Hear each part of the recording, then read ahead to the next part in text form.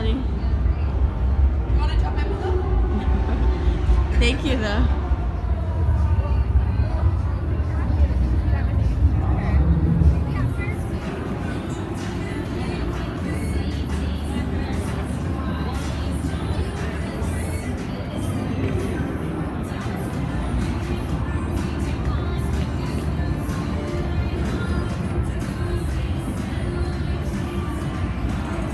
Save opportunities. When you pitched in non-save situations, your ERA was over 8. In save situations, it was .30. The managers are messing this thing up, Kenny. They can't pitch you when there's nothing on the line, but talk about the reliever's mindset of what it makes you so focused when you've got a save on the line and the fact that you can really grind out those tough saves.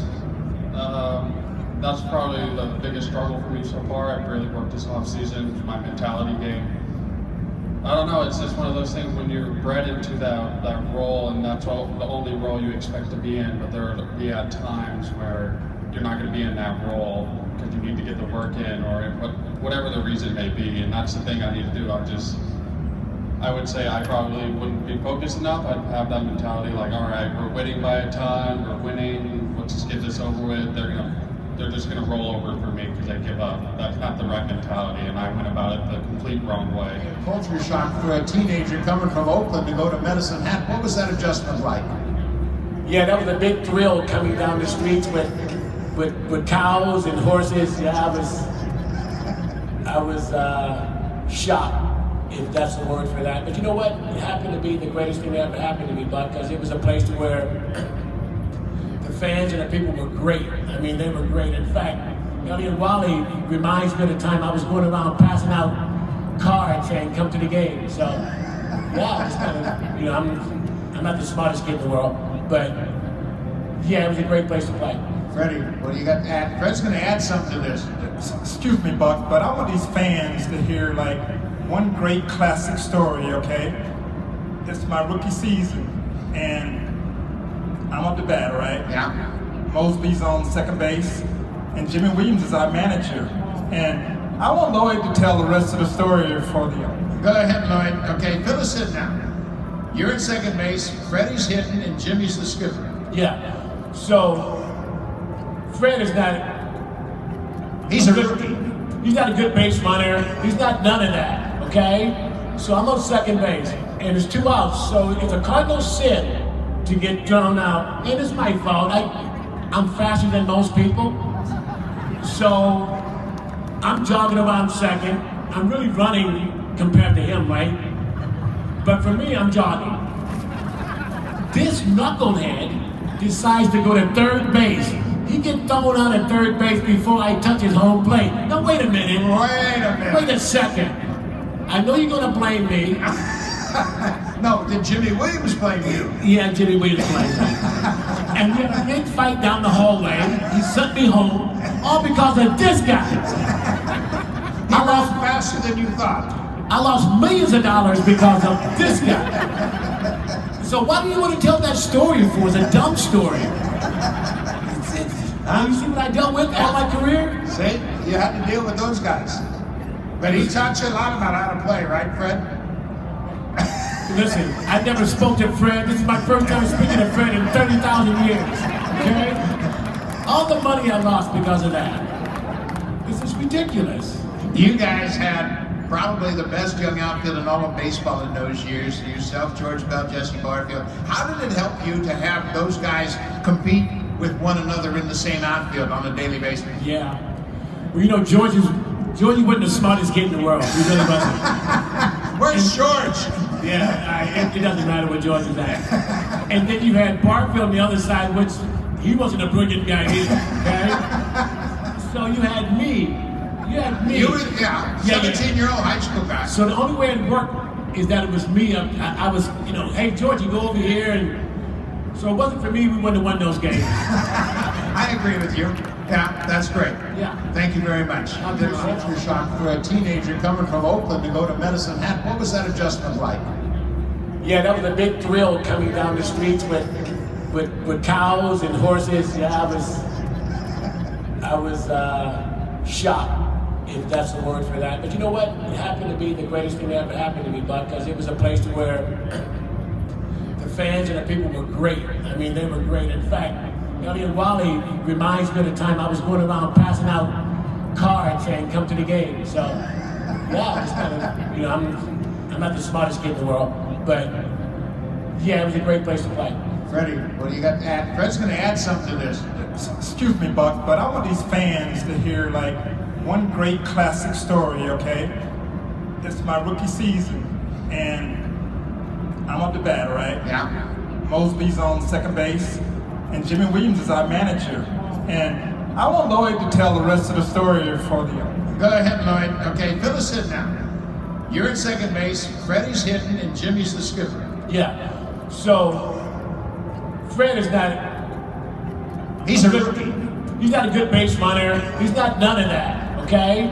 So I'm on second base, and there's 2 outs. So it's a Cardinal sin to get thrown out. And it's my fault. I'm faster than most people. So I'm jogging around second. I'm really running compared to him, right? But for me, I'm jogging. This knucklehead decides to go to third base. He gets thrown out at third base before I touch his home plate. Now wait a minute. Wait a second. I know you're gonna blame me. No, did Jimmy Williams blame you? Yeah, Jimmy Williams blamed me. And we had a big fight down the hallway. He sent me home, all because of this guy. He lost faster than you thought. I lost millions of dollars because of this guy. So why do you want to tell that story for? It's a dumb story. You see what I dealt with all my career? See, you had to deal with those guys. But he taught you a lot about how to play, right, Fred? Listen, I never spoke to Fred. This is my first time speaking to Fred in 30,000 years. Okay? All the money I lost because of that. This is ridiculous. You guys had probably the best young outfield in all of baseball in those years. Yourself, George Bell, Jesse Barfield. How did it help you to have those guys compete with one another in the same outfield on a daily basis? Yeah. Well, you know, Georgie wasn't the smartest kid in the world. He really wasn't. Where's George? Yeah, it doesn't matter where George is at. And then you had Barfield on the other side, which he wasn't a brilliant guy either, okay? So you had me. You had me. You were, 17-year-old high school guy. So the only way it worked is that it was me. I was, you know, hey, Georgie, go over here. And so it wasn't for me, we wouldn't have won those games. I agree with you. Yeah, that's great. Yeah. Thank you very much. Gloves. What was the highlight of your time here with the Blue Jays? Winning a championship, delivering key hits in the World Series in the postseason. One stands out to everybody, of course, is a great home run against Dennis Eckersley. Take us through that situation first, because that's an interesting story. Again, of course. Well, for me, first of all, it was really, it was like a dream come true to win 2 World Series. I think as a ball player, you always want to be recognized as a World Series champ, and that to me is the most gratifying moment in my baseball career. About the Dennis Eckersley home run, I have talked about that home run so many times. It was one of the highlights of my career, and but the most important thing is that we won that game, and then we came back here and won the championship. Pat Borders got the sacrifice fly in the 11th inning to win that game. That was quite a comeback in Oakland, and obviously that evened the series. That would have evened the series if Oakland win. You're sitting at the other end is Fred McGriff. You guys got traded for one another. Who was the most surprised when the trade came down? You were in San Diego, or you were in San Diego, you were with the Blue Jays. Hey, look, time out, Buck. Don't worry, because Joe Carter is somewhere around here, and he will tell you that Fred was traded for me and Robbie Alomar. You will hear that before the day is over. And Joe, where you at? Tony Fernandez.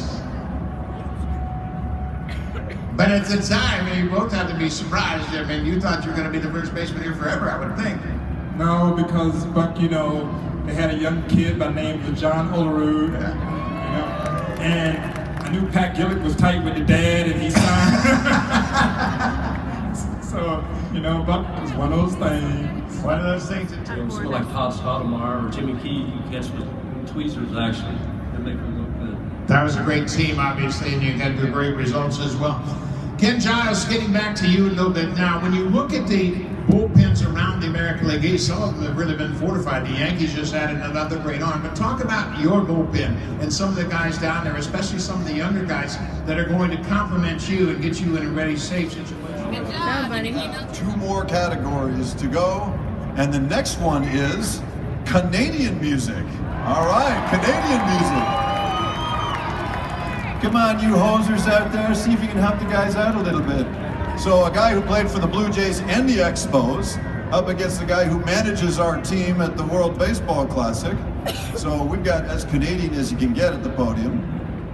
Ernie Witt against Scott Downs. Hands behind the back. We're going to play 3 songs. Here's the first in the category of Canadian tunes. It's like a road that you travel on when there's one day and the next day gone. Sometimes you bend, sometimes you slip, sometimes you trip. Ernie Witt. Highway. And it is. We're giving it to you, Team White. The category, or the correct answer is Life is a Highway.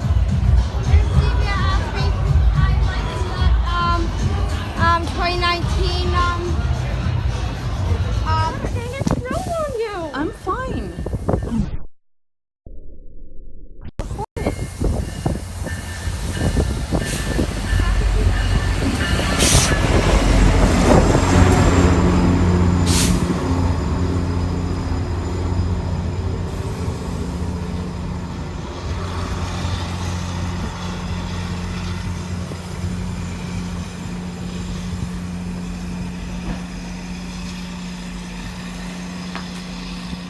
Because the train was coming, that's why the snow was coming up.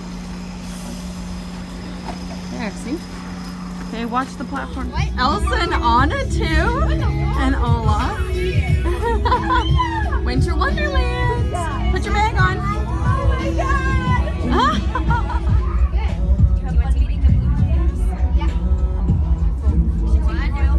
Can we take a picture together? Okay. All right, you're going to right here. Yeah, that's perfect. Come on. Thank you. You're welcome. Thank you. So much, Prince. So nice to meet you. Bye. Bye. Nice to meet you. Bye. That was cool. Here's the end. It's fun.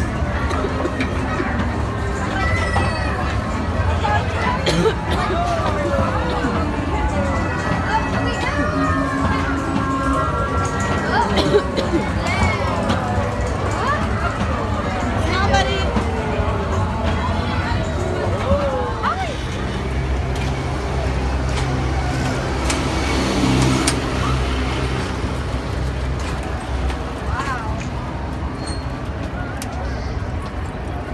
This is fun. I like it when it's really fast.